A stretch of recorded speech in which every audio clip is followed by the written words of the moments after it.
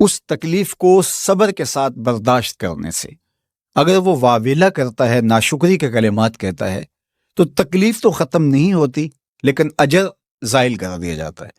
تو اس لیے ہمیں ہر صورت کے اندر صبر کے دامن کو مضبوطی سے تھامنے کی تلقین کی گئی ہے، اور اہل ایمان کو یہ بھی سبق دیا گیا کہ جب انہیں کوئی بھی مصیبت پہنچتی ہے تو وہ کہتے ہیں انا للہ و انا الیہ راجعون، کہ ہم اسی کے ہیں اور اسی کے حضور پلٹ کے جانا ہے۔ تو یہ وہ امر ہے کہ جو ان کی طبیعت کے اندر ٹھہراؤ پیدا کرتا ہے اور ان کی زندگیوں کے اندر اللہ تعالیٰ جل شانہ پر جو یقین ہے اس کا پتہ دیتا ہے۔ اگر مصیبت کو اللہ کی طرف سے سمجھ کے، مان کے صبر کیا جائے، اس کو مقدور سمجھا جائے، اس پر واویلا نہ کیا جائے، اللہ کی نافرمانی کا کوئی کلمہ نہ بولا جائے، اپنے عقیدے میں تزلزل نہ آنے دیا جائے، اپنے رویوں کی خوبصورتی کو زائل نہ ہونے دیا جائے، تو اس کا مطلب ہے کہ وہ شخص مومن ہے، اس کا یقین ہے کہ یہ اللہ کی طرف سے ہے۔ تو پھر اس کے یقین کے صلے کے اندر اللہ اس کو پھر ہدایت قلب کا چراغاں نصیب کرتا ہے۔ اور فرمایا واللہ بکل شیء علیم، اور اللہ ہر شے کو جاننے والا ہے، اسے پتہ ہے کہ کسی پر مصیبت نازل کیوں کرنی ہے، اور اس مصیبت سے اس کا امتحان لینا مقصود ہے، اس کے درجوں کو بلند کرنا مقصود ہے، اس کے گناہوں کو معاف کرنا مقصود ہے، اس کو کسی آزمائش میں ڈال کر کے اس کو مزید کندن بنانا مقصود ہے، یا اس کا کیا مقصود ہے، اس کو سزا دینا مقصود ہے، یہ اسے پتہ ہے۔ تمہارا رب تمہاری طرف آنے والی جو تکلیفیں ہیں ان کے اندر ہزارہا پنہا حکمتوں سے واقف ہے۔ یہاں یہ بات بھی سمجھنے کے قابل ہے کہ جو شخص مصیبت کے آنے پر صبر اور استقامت کے ساتھ اس سے نپٹتا ہے اور اللہ پر جو اس کا یقین ہے اس میں تزلزل پیدا نہیں ہونے دیتا، کل من عند اللہ، اے محبوب فرما دیجئے جو کچھ ہے وہ تمہارے رب کی طرف سے، یہ اس کا خیال اور فکر ہے کہ یہ میرے اللہ کی طرف سے، تو پھر اس مصیبت کو ٹالنے والا بھی وہی ہے۔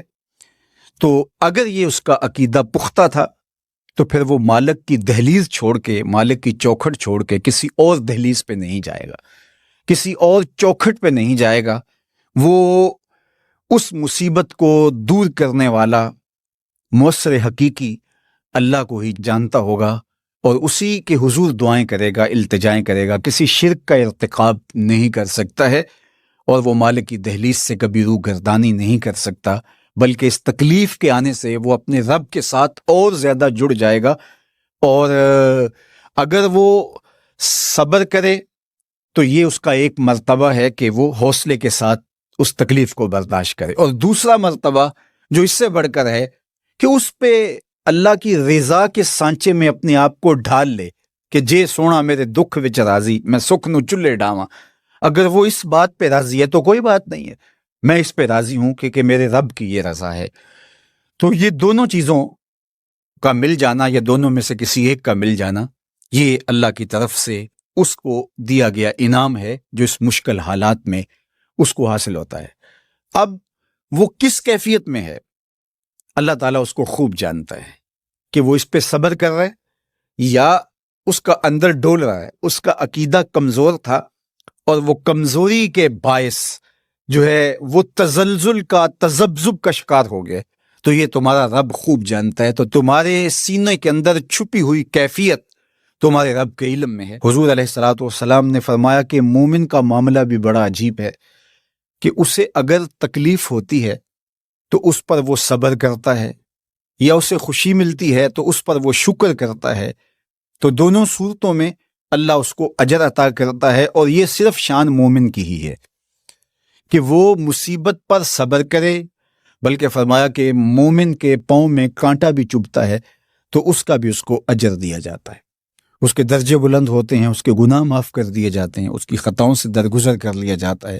لیکن یہ مشروط ہے، حضرت جابر رضی اللہ تعالیٰ عنہ فرماتے ہیں کہ رسول کریم صلی اللہ علیہ وآلہ وسلم نے ارشاد فرمایا، اللہ اکبر، دیکھیے کہیں کہا گیا کالا کالا نبی صلی اللہ علیہ وسلم، کہا گیا کالا کالا رسول اللہ صلی اللہ علیہ وسلم، کہیں کہا گیا کالا کالا ابو القاسم صلی اللہ علیہ وسلم۔ کیسے رنگ ہیں!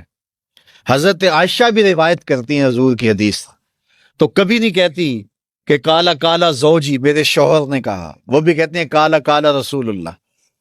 میرے رسول نے کہا. حضرت عباس روایت کرتے ہیں تو کبھی نہیں کہتے کہ میرے بھتیجے نے کہا, وہ بھی کہتے ہیں قال قال رسول اللہ صلی اللہ علیہ وسلم. اللہ اکبر. حضرت علی روایت کرتے ہیں, حضرت علی حضور کے بھائی لگتے ہیں نا, تو کبھی نہیں کہتے قال قال اخی, میرے بھائی نے کہا, وہ بھی کہتے ہیں قال قال رسول اللہ صلی اللہ علیہ وسلم. اللہ اکبر. یار رسول کا رشتہ کتنا بڑا رشتہ ہے. تو کوئی نہیں کہتا میرے شوہر نے کہا ہے, کوئی نہیں کہتا میرے بھتیجے نے کہا ہے, کوئی نہیں کہتا کہ میرے بھائی نے کہا ہے, سارے کہتے ہیں میرے رسول نے کہا ہے. تو یار یہ کتنا بڑا رشتہ ہے, کتنا عظیم رشتہ ہے. تو اس رشتے کے ساتھ فخر ہوتا ہے, ناز ہوتا ہے. اللہ اکبر. تو یہ کیا کہتے ہیں, قال ابو القاسم. اب یہ کہتے ہیں قال قال رسول اللہ صلی اللہ علیہ وسلم, رسول کریم صلی اللہ علیہ وسلم نے ارشاد فرمایا, اُرِدَتْ عَلَيَّ النَّارُ, میرے اوپر جہنم کو پیش کیا گیا. میں نے جہنم کا ملاحظہ کیا تو میں نے وہاں ایک عورت کو دیکھا, اس کی ایک بلی تھی, اس بلی کی وجہ سے اس کو میں نے عذاب میں مبتلا دیکھا. کیسے بلی کی وجہ سے اس کو عذاب دیا جا رہا تھا؟ اس نے بلی کو باندھا ہوا تھا, قید کیا ہوا تھا. نہ تو اس کو وہ کوئی دودھ دیتی تھی, کوئی اس کو کھانے کے لیے چیز دیتی تھی, اور نہ ہی اس کو چھوڑتی تھی کہ وہ زمین کے کیڑے مکوڑے کھا کے اپنے پیٹ کی آگ بجھا سکے, یہاں تک کہ وہ بلی بھوک کی وجہ سے مر گئی.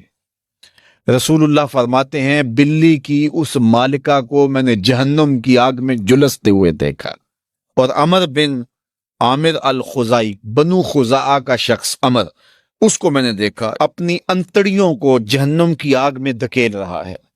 اس کی انتڑیاں نکلی ہوئی ہیں اور جہنم کی آگ میں گھسیٹتی ہوئی اس کی انتڑیاں جا رہی ہیں. یہ پہلا شخص تھا جس نے سائبہ بنائے تھے, جانوروں کے کان چیر دیے اور بتوں کے نام پہ چھوڑ دیے. یعنی سب سے پہلے بت پرستی کا آغاز عرب میں کرنے والا بنو خزاعہ کا عمر بن عامر یہ تھا. تو اس کو میں نے حضور نے فرمایا دیکھا کہ یہ جہنم کی آگ میں جلس رہا ہے. چونکہ اب جتنے بھی لوگ بت پرستی کریں گے ان سب کا گناہ عمر بن عامر کے نامہ اعمال میں درج ہوگا.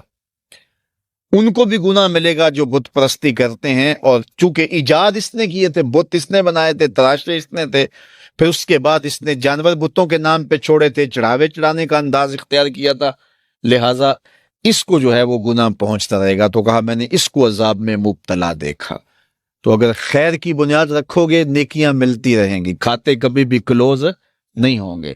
اور اگر برائی کی بنیاد رکھو گے قیامت تک اس برائی پر جو عمل کرتے رہیں گے اس کا گناہ بھی کھاتے میں پڑتا رہے گا. اللہ اکبر.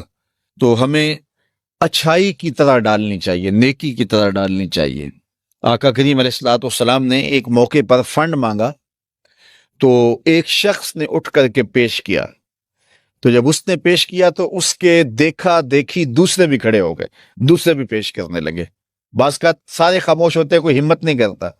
تو ایک کھڑا ہوا تو اس کو دیکھ کے دوسرے بھی کھڑے ہو گئے. تب حضور نے فرمایا تھا من سنّا فی الاسلام سنۃ حسنۃ فلہ اجرھا, جس نے اسلام میں کوئی اچھا طریقہ رائج کیا اس کو اس کا اجر ملے گا.